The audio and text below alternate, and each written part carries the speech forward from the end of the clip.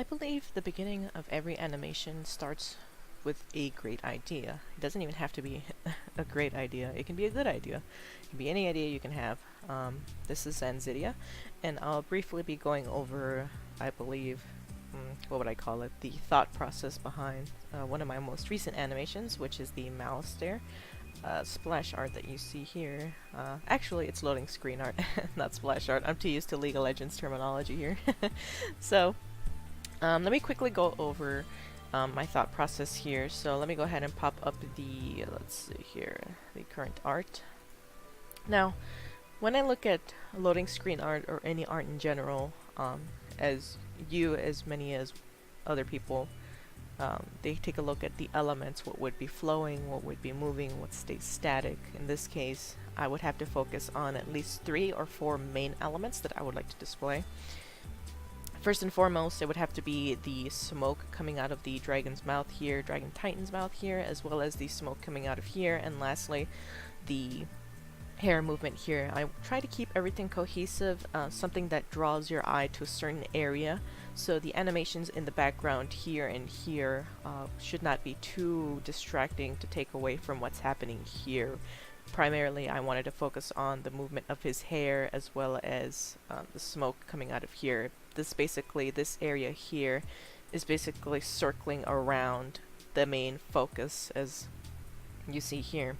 So taking that into account, that's when I start cutting out the layers that are needed, such as, let's see here. Now, if you want a lot of moving elements, you're going to have to do a lot of editing in Photoshop, primarily if you're dealing with hair. Now, I don't remember Malistaire's hair being this long, but for the sake of clarity, I decided to cut each and every strip and fill in the gaps, so to speak. So anything you see here, I actually had to crop out and then fill in the gaps. So let me go ahead and get rid of Malistaire. Oh no, he's floating arms. Get rid of his arms here, as well as his sash and his mustache, his goatee.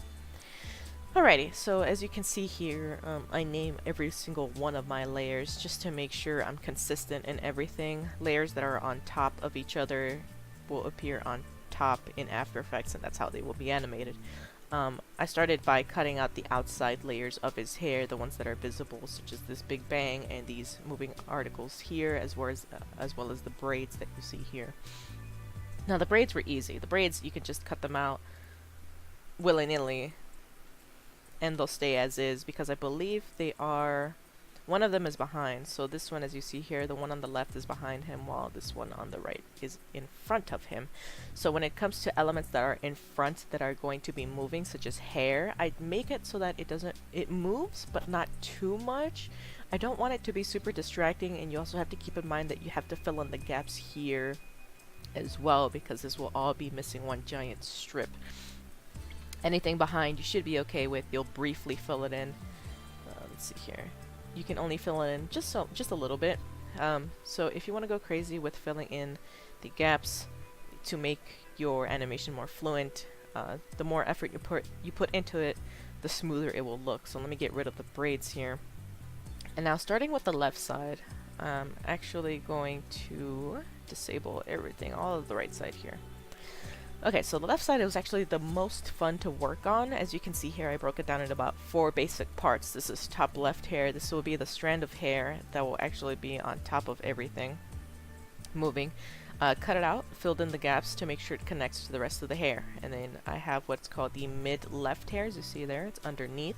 This will also be flowing underneath the Malistaire render. Seen here. So everything you cut out, you gotta fill in the gaps. And the way I fill in the gaps is I love to use the smudge tool. The smudge tool is my best friend here. I'll just quickly do something like this. And as you can see, it's filling in, quote unquote, filling in the gaps as I go along. Now, that's the quick and easy solution. It's actually the most convenient that I love to use, because it uses the same color palettes that the artist had originally used in the art, and it doesn't make it seem too jarring or out of place, seeing as how everything else in the art piece is a little bit blurred. It's not 100% crystal clear HD, so it's actually one of the preferred methods. So that's the one that we have underneath the topmost layer.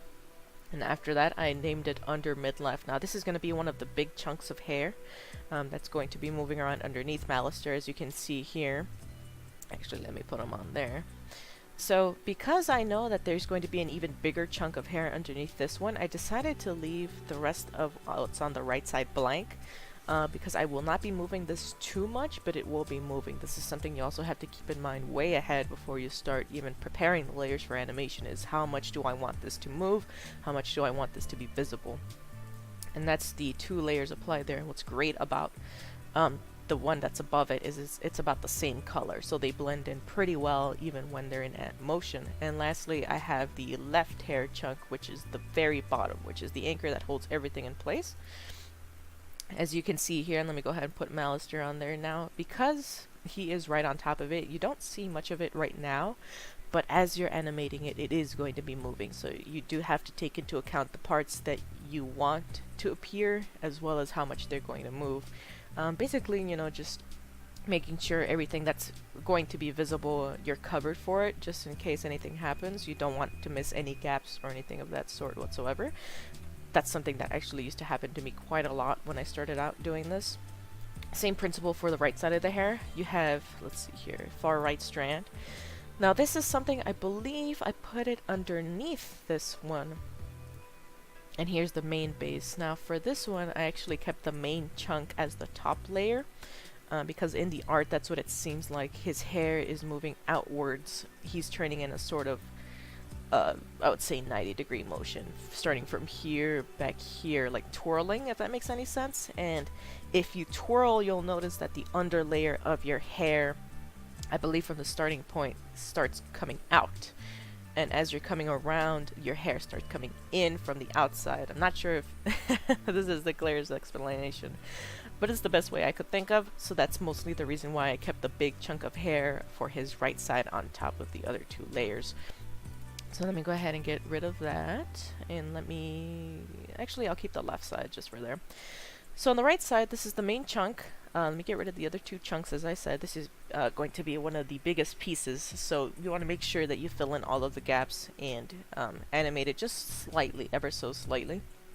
Here's the mid strand. Now this one, I had actually planned to be moving quite a lot. So as you can see, I filled it in all the way up to the top here, I believe, until it connects right here. Oops.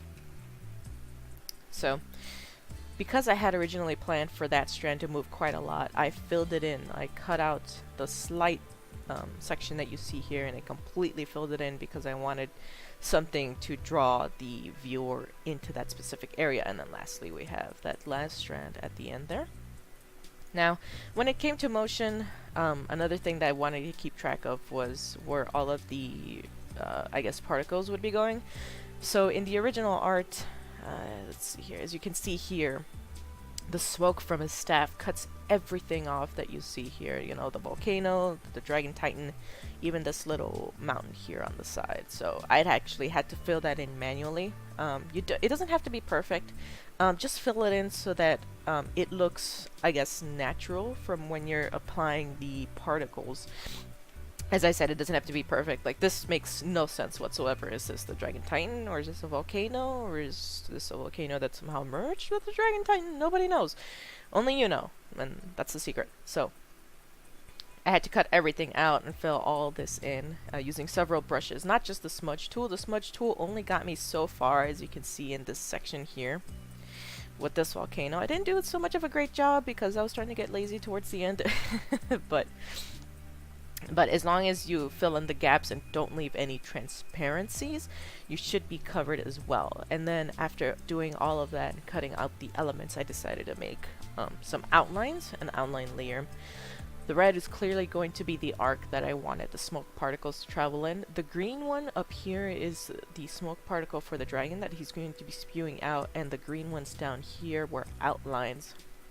I had to make, sorry about that, I had to make imaginary borders that you don't see in the original art here. So based on, I guess, the curvature of this volcano here and this volcano here, I tried to determine where they would meet and how far I would have to fill in the gaps for each, as well as the red lines. Excuse me, I had to stretch.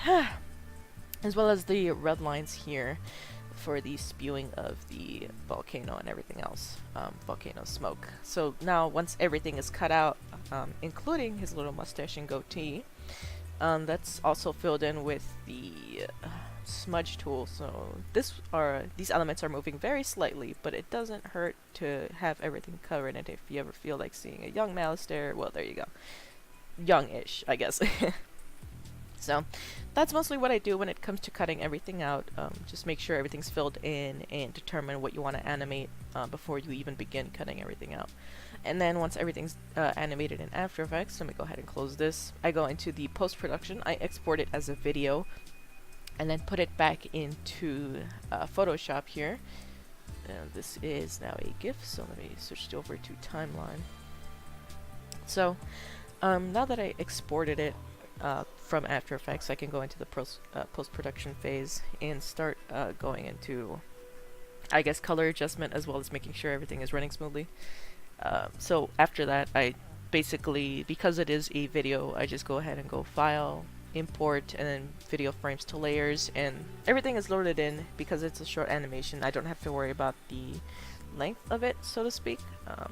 And then from here on, I put every adjustment that I make into a folder to keep track of it. Some of them don't work out, and so I hide the layers. Like, for example, this one keeps everything too red. You want to have a nice color balance to everything so that it abides by Tumblr's GIF limit as well as Twitter's GIF limit, and you also don't want to make it look too grainy. It's basically a whole process that I learned through practice, I guess. And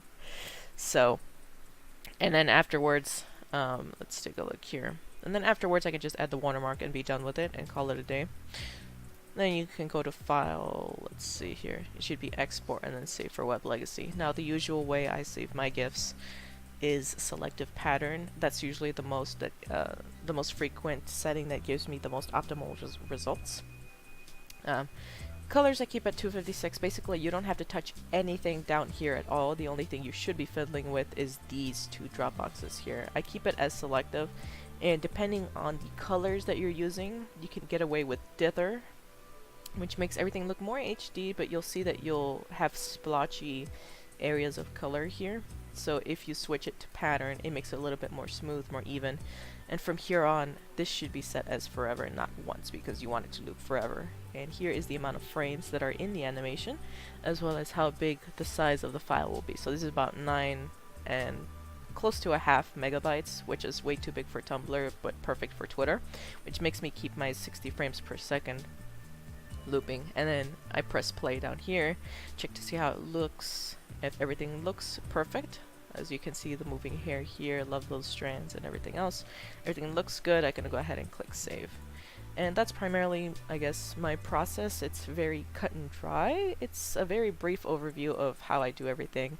Not going to get into a lot of the technical specifics when it comes to After Effects. I believe that should be a process or a video for a whole different time. So for that, I'd have to say thank you for your time, and if you have any more questions, feel free to direct them to my Twitter. I am at Zanzidia in Twitter, I believe, and the same goes for Tumblr as well. My YouTube channel is not very active, but if you have any more questions, feel free to let me know, and that way I can go more in depth instead of a whole overview of my process. Yeah, so this has been great to work on, and I hope to work on more in the future.